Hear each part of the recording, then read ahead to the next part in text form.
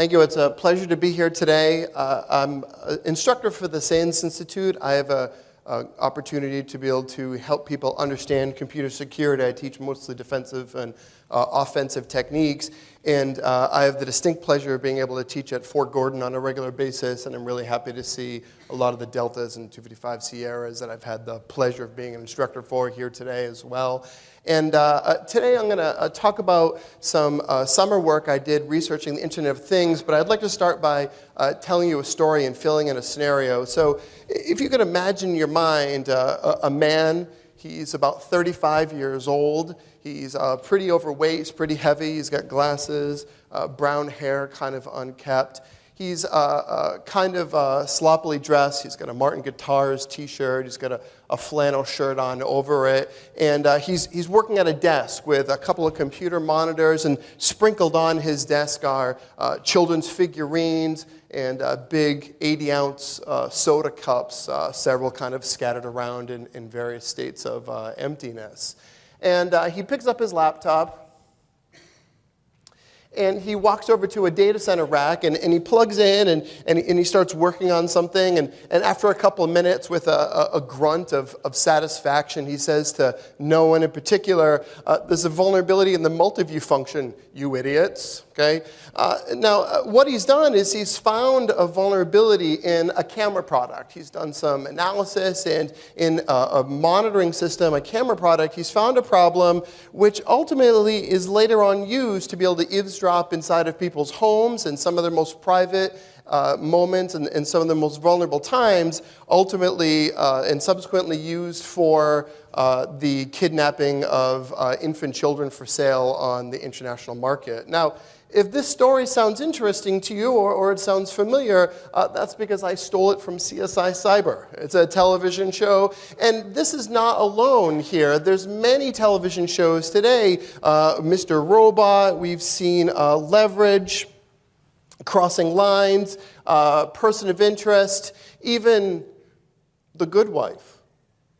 Not that I would know from personal experience, but all of these shows have this kind of common theme where they've talked about hacking cameras and tapping into this kind of very personal part of our lives and monitoring what goes on in our house, and all sorts of movies and in the media as well. And thinking about this, I wanted to try to better understand, where is the line here between fiction and fact? Where is the reality and where is just the Hollywood falseness? The kind of Hollywood makes a good story but isn't true. More specifically, how does a bad guy, how does an enemy gain unauthorized access to Internet of Things devices, whether they be cameras or other products?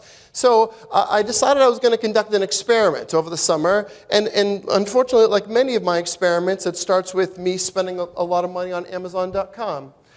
So I went onto Amazon.com and I bought 10 camera products. I bought 5 different products, 2 each. And I co-opted several of my friends and I convinced them and their spouses to be able to put these cameras in their homes and give me the opportunity to try to hack into them to see if I was able to get unauthorized access to these camera devices. Now, a couple of things inspired me to do this.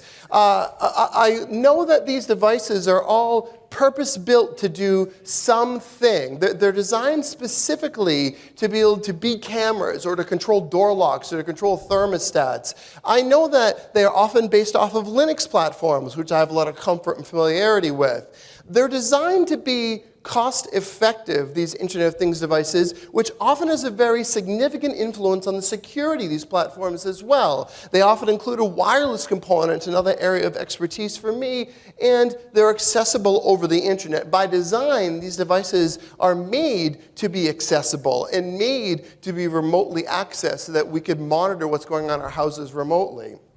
Now, why Internet of Things cameras? I was inspired by a couple of resources. One of them is insecam.org. Insecam.org is a website on the internet that crawls the internet looking for publicly accessible, insecure cameras. They're not hacking into cameras. They're just cataloging cameras all over the internet that have access that people can go to look at. Now, interestingly, the site is in English with no alternate language options, but it's hosted in Russia and in Moscow, and it provides provides access to cameras all throughout the world, many of which I have to believe the owners of these cameras do not know that this access is available inside their houses.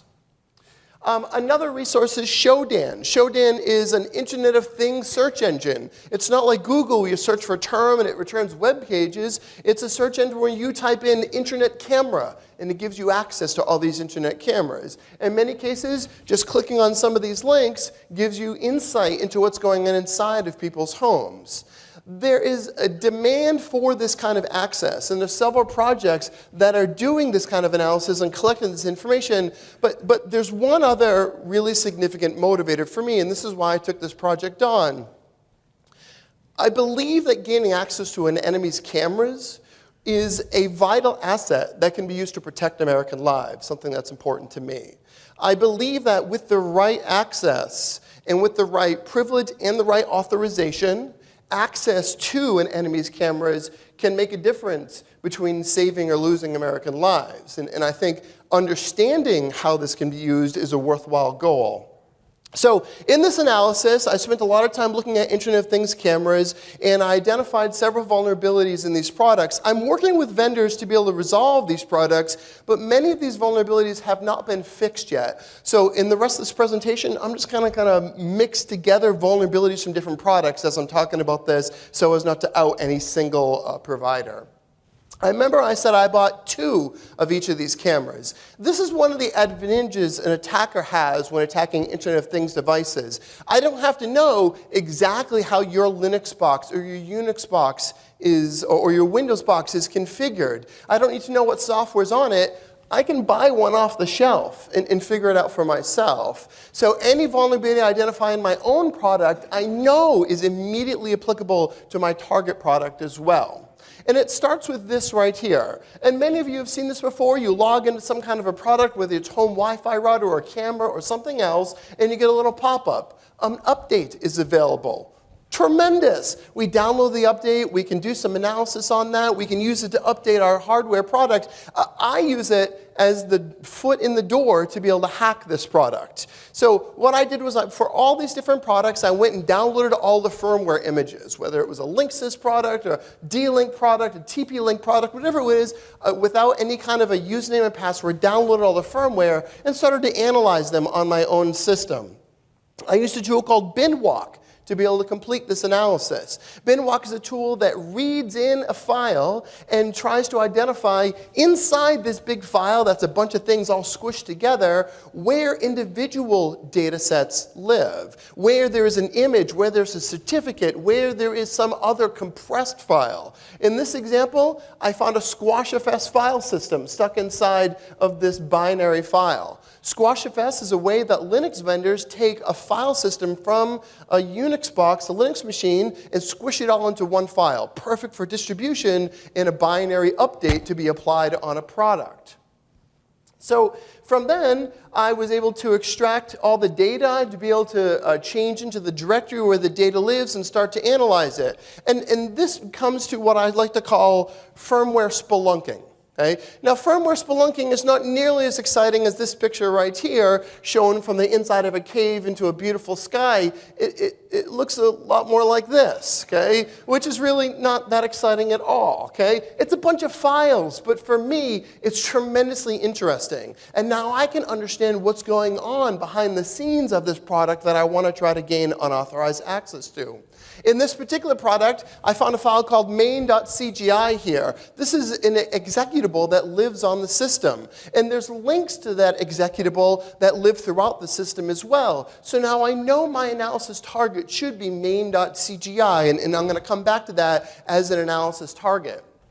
A couple other things I discovered. One of these products had Linux kernel modules, drivers to support the camera functionality on the device, as you would expect. This is a Linux 2.4.19 kernel, which is older than me. Well, no, not that old. I would like that. No, not that old, okay? But it's ancient, nevertheless, okay?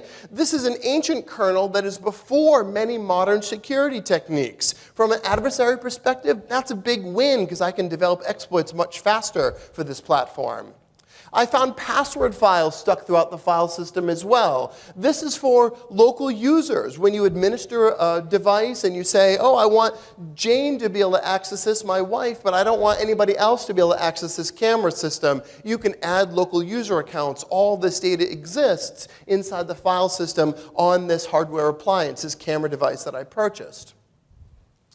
So from there, I went back to my browser, and I said, all right, I want to explore this device. I want to use the browser. I want to see what's going on behind the scenes. And I just browsed to different website resources on the camera device here. Here, I'm looking at the system settings, and it's giving me a firmware version. But notice in the URL where the marker is, it says next file equals status.htm. Okay, well, what happens if I change that file name? Well, I clicked around to different resources and the file name changes. This is how the website designed to power this camera is made.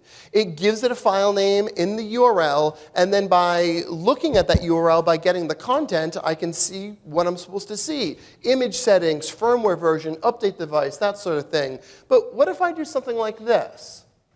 What if instead of next file, an HTML file, I say next file is file.cgi, the very same file name that's delivering this content to me? At first, it looks like junk. But notice how it says ELF in the top left-hand corner there. That's a Linux executable and linkable file format. That is the file itself. I'm accessing resources that live in the file system that I'm not supposed to access just by editing my URL bar. So I continued to explore, and I said, well, how about I want to get to that main.cgi file in the previous directory, that target that I want to get access to, okay? Well, when I tried to access /main.cgi, go back one directory and get that file, it gave me an error. The programmers took some care, and they said, well, we don't want people accessing files outside of the right directory, so we're not going to let them get that. Didn't stop me, though. %2e is the hex encoding character for dot. So %2e, %2e, %2f, it's the same thing as saying .. but interpreted differently on the back end, and it allows me to bypass that restriction and gain access to this other file. I can use that to download password files. I can use it to download even the system root password that lives on the device as well, and access all sorts of devices here. Now, this is all well and good, but I need unauthorized access. I want to be able to hack the system before I've logged in.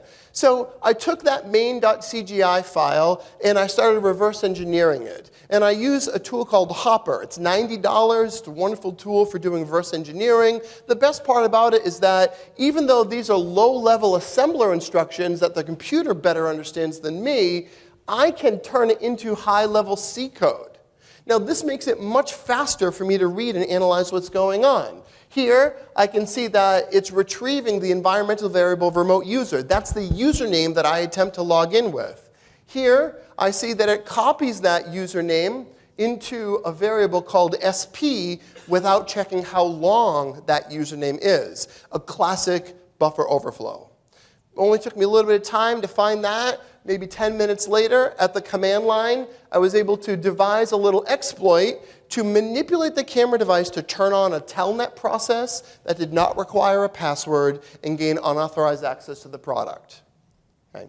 All said, the analysis probably took me an hour to be able to get remote shell on this device and then ultimately gain access to my friend's camera that he had pointed at a wall because he knew better than to point at anything that I could see. Okay. Why is this important? Why do we care about this? Okay? $655.8 billion is an awful big number. And that's how much money was spent on Internet of Things last year, representing about 10.3 billion devices. By 2020, they anticipate spending to be $1.7 trillion. $1.7 trillion on Internet of Things devices. Okay? Now, if you look at the division of that $1.7 trillion, it's about 30 billion devices. Over 50% of those devices are in the APAC region. The kind of geopolitically tumultuous, antagonist rule APAC region, where I think we will have continuing interest in many years to come. These devices will be predominantly deployed there, but also very widely in North America and Europe and other allied locations as well. So while there's opportunity with IoT, there's also tremendous risk to be considered as well. So What other type of devices are we looking at here? IoT is not just limited to cameras. It can be thermostats, motion sensors, door locks, GPS systems, water sensors, appliances, and many, many other types of devices as well. The Internet of Things is not just limited to video cameras. It's also including devices that control assets in the physical world, door locks, sprinkler systems, all sorts of other appliances as well. This is a really interesting area because with Internet of Things, we're not just talking about attacking a computer and getting access to somebody's credit card number. We're way beyond that now. Now we're talking about attacking something and to give a field response team access to a door lock to be able to sneak in. Or taking over a camera, replacing a video feed, or monitoring what an adversary sees. I think tremendous tactical opportunity and advantage. So we know that IoT devices are growing rapidly. We know that these devices are widely deployed today, and every sign says that they're going to continue to be widely deployed in the future as well. We know they lack public security scrutiny.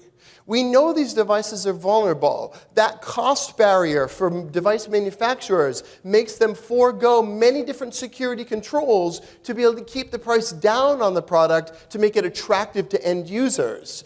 At some point, this is going to bite them very hard. And it's not going to be acceptable to have this weak security in the product. But at least for the foreseeable future, this trend continues, where these devices have very poor security. And for somebody that's familiar with penetration testing and security, it doesn't take a long time to get unauthorized access to these platforms. I have to believe that unauthorized access to adversaries' resources is valuable. Whether that is a dishwasher, or it's a camera system, or it's a door lock, or it's a thermostat control system, or air conditioners, or any other type of appliance that controls something. I believe that this has a value that can be assigned to it for tactical operations and also for gaining access and using this as, if not a weapon, an advantage against our adversaries. So, my message, the kind of common thread that pulls all of this conversation together is this. Please keep doing what you're doing. Please keep sending soldiers to computer security training. Keep identifying those individuals who show promise and encourage them to continue pursuing this area. Provide them opportunities, provide them incentives, provide them rewards so that they can continue to develop and build this critical skill set. Identify the leaders, the educators, the people that can train the trainer, the people that can continue to build this critical skill set. We have a lot of cadets here today, a lot of soldiers. Pursue these areas. It's an interesting area, and it's a very valuable skill set to be able to develop. I've had the pleasure of being an instructor at some of meeting some of our finest soldiers that exist, and it just fills me with pride to be able to see them leave my class excited about what they're learning and excited about what they're applying, and to be able to use that. Continue that development. And through this process, we'll be able to take advantage of these opportunities. We'll be able to defend against our adversary systems and continue to protect the United States of America. Thank you.